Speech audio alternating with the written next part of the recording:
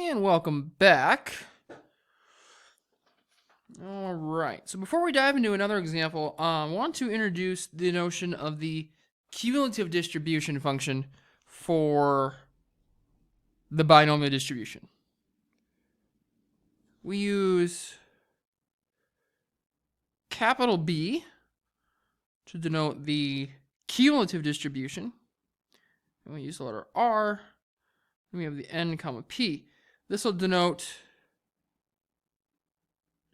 the CDF. Remember what the cumulative distribution function does is it gives you the probability of it gives you the cumulative probability up to a specific value. In this case, up to R successes. So that would be the probability that X is less than or equal to R. X is less than or equal to R. And remember, in the discrete case, you can always do this using the probability mass function by just adding up the individual probabilities.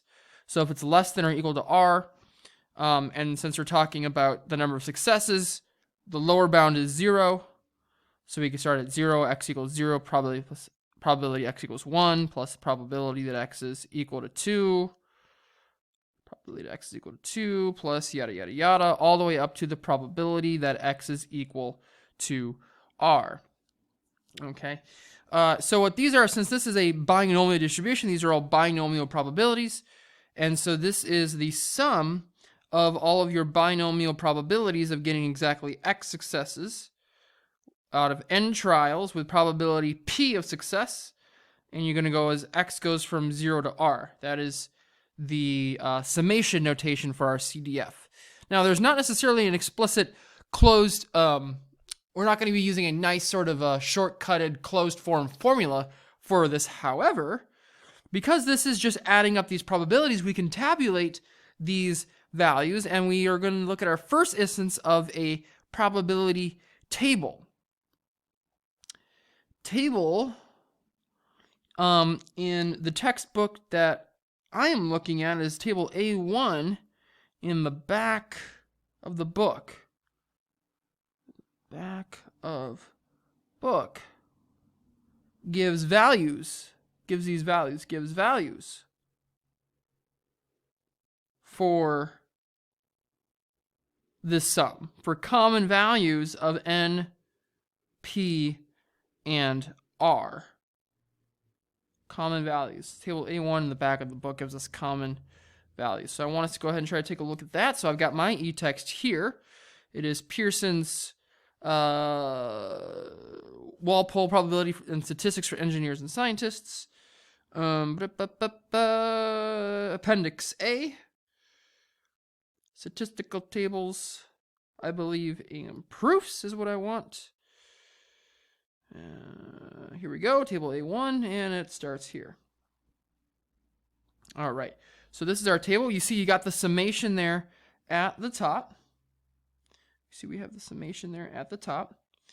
And what do we have to look at here? We have, trying to scroll up real quick. Sorry about this. Wouldn't think it'd be that hard to scroll up. It's backwards, forwards. When I'm at the top, we see we have n on the left column. Then R would be the number of successes out of those n. And then your success probability is at the top here, okay? So in our instance, or for an opening example, let's just say, for example, let's suppose that we had 8 trials and our success probability is 1/2, and we're curious about getting 5 or less successes, up to 5 successes. So we want the probability that x is less than or equal to 5. Okay, so we can go ahead and take a look at our table.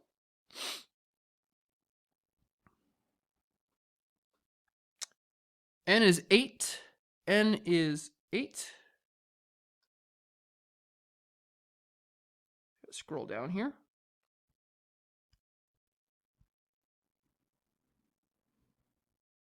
Not on this page. Gotta go to the next page here. N is 8. R is 5. And we are looking for success probability P on the column there is 0.5. So that would be right about there. 0.8555, right? R is 5 out of 8 successes, and the column with the probability there, P equals 0.5. That's exactly what we should be looking for there. So 0.8555. All right, there we go.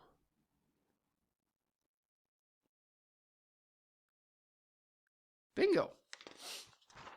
Nice. Good. I like that. So we're going to utilize that then as needed, potentially. Okay? As needed. All right. So let's take a look at a fresh example. And we may or may not need to use our table in the back.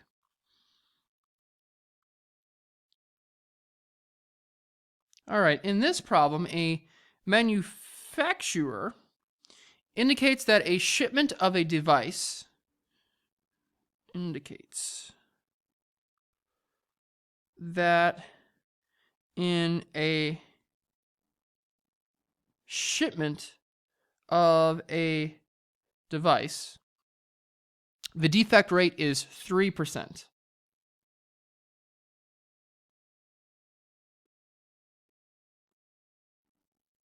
The defect rate is 3%, okay? All right, so part A. Randomly pick 20 items from a shipment.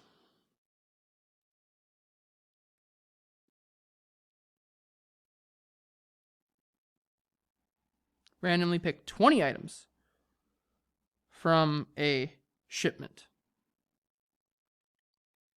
What is the probability that there will be at least one defective item?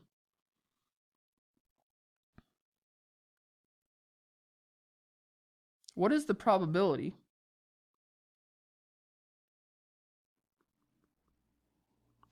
that there will be at least one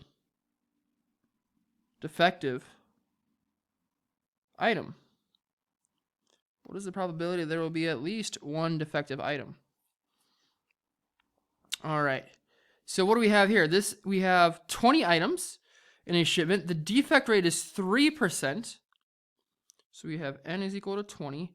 The defect rate is 3%. Let's think about this. What's a success in this case, right? Your trials are examining the items, and you are concerned with the number of defective items. So it might seem a little bit backwards, but it seems like it's, in this problem, a success is actually getting a defective item, which is usually not what you want. So I'm going to say P is 0.03. A success would be getting a defective item, since that's what we're counting, right? X is counting the number of defective items in this problem. We want the probability that there will be at least one defective item. We want the probability that there is at least one defective item. Okay. Now, this is not a CDF question. This is not a question that we are going to need to use the table for. In fact, we can't, because this is a greater than or equal to symbol right there. At least. This is not less than or equal to, right? The CDF is less than or equal to, not greater than or equal to. Probability that X is greater than or equal to 1. How do we handle this? Well, this is a very tedious question if you're going to do this kind of by hand, because greater than or equal to 1 would be 1 or 2. This is discrete, so we have integer values. If there's 20 trials, we need to add this up all the way to 20. Well, that's a pain in the butt. There's a better way to do this, though. There's a better way to do this, and this is going to use the complement idea, right? What is the complement of at least one defective item? Well, that would be 0 defective items. So a better way to do this would be to look at the complement event. We want to look at the complement event. The complement would be exactly 0 defective items. But that's the complement probability of what we want. So what do we do with that, right? We subtract that from 1. We're going to subtract that from 1. So the probability that there's at least one defective is 1 minus the probability that there are 0 defectives. 1 minus the probability that there are 0 defectives. So let's go ahead and take a look at this. 1 minus, what's the probability that x is equal to 0? 20 trials, choose 0 successes. Success probability of 0.03, you get 0 of those, and you have a 97% chance of failure then, right? 1 minus 0.03, and you have 20 failures. So this is equal to 1 minus 20, choose 0, I believe is 1. 0.03 to the 0 is also 1. So this is just 1 minus 0.97 to the 20th. And we can run that through a calculator. If I round that off to about 4 decimal places, I've got about 0.4562. 0.4562. Complementary idea. All right. This should give you, if you were to go through all of this here, this should, you do it correctly, this should be the same. That should give you the same stuff. If you did all of that, if you did all those, you added up all 19 of those cases there, that'd be excessive, seriously excessive, but yeah. Okay. So let's not forget about the complement approach. Complement approach is very useful, very common when you get questions that have this greater than, right?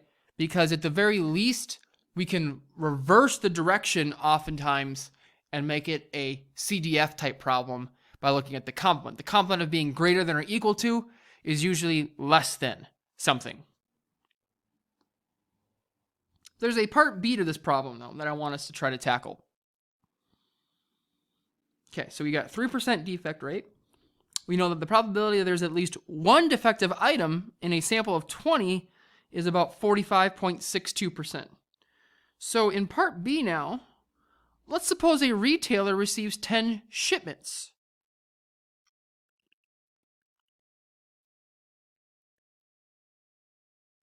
Suppose a retailer receives 10 shipments and randomly tests 20 devices per shipment.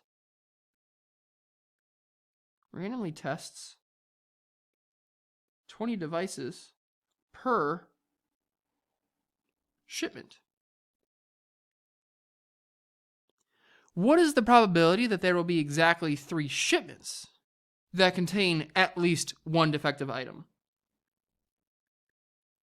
What is the probability that there will be exactly 3 shipments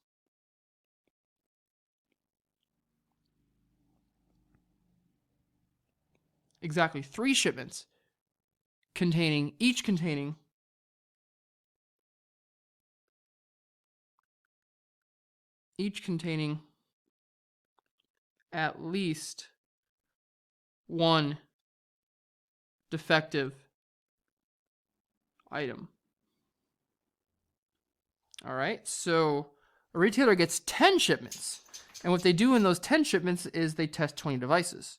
So what's the probability that 3 shipments contain at least one defective item? 3 shipments contain at least one defective item.